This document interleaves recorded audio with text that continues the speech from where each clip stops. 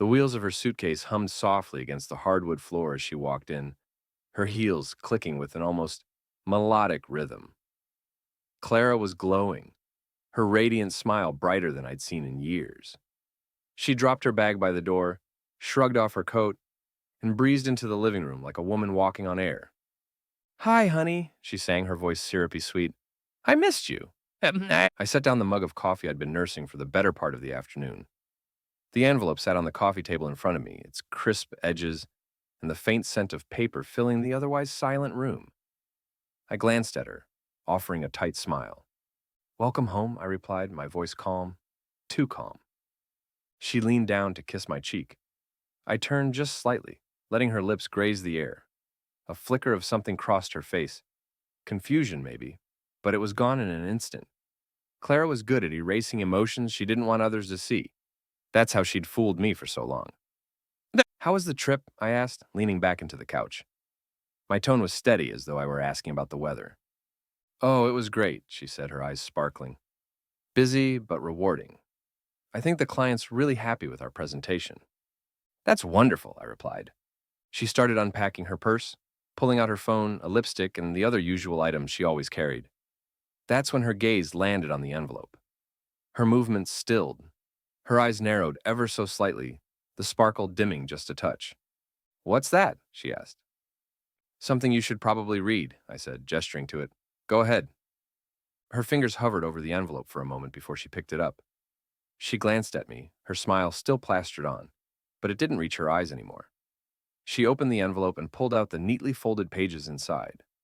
Her eyes scanned the first line, then the next, and I watched as the color drained from her face. "What is this?" she whispered. I crossed one leg over the other, resting an arm along the back of the couch. "It's a transcript of your text messages," I said. "With Greg."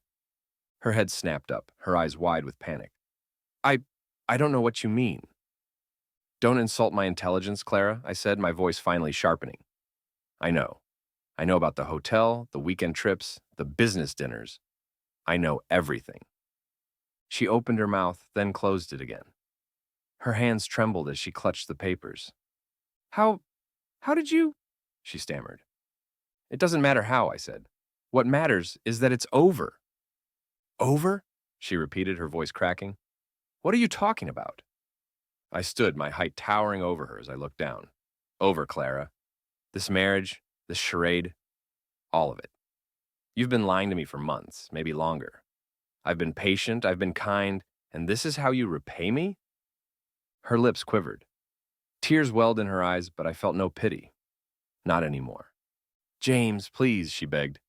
"Let's talk about this. I can explain." "Explain?" I said, laughing bitterly. "What could you possibly explain, Clara? That you felt neglected? That you needed attention? Fine.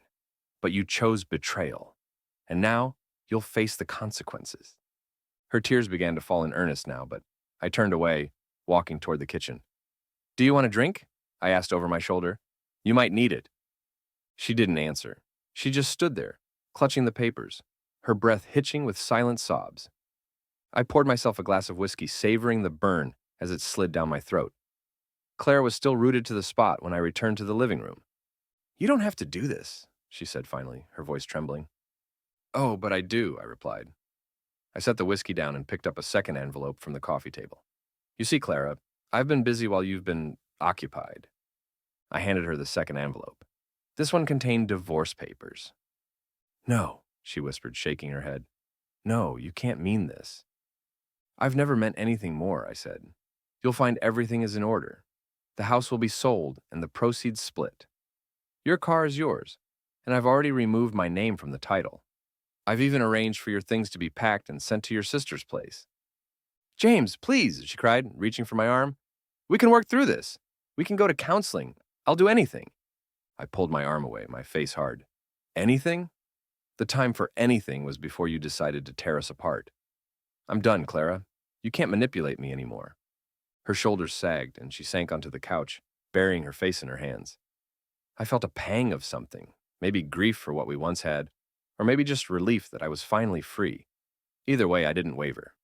"You'll find a moving truck outside," I said. "The driver will wait for you to pack whatever you need tonight." The rest will be delivered tomorrow. And Clara? She looked up, her mascara streaked across her cheeks. Don't contact me again, I said. This is goodbye. I grabbed my keys and walked out the door, leaving her in the ruins of her own making. Outside, the air was crisp and cool, carrying the faint scent of rain. For the first time in months, maybe years, I felt like I could breathe. The car ride was quiet, the hum of the engine the only sound.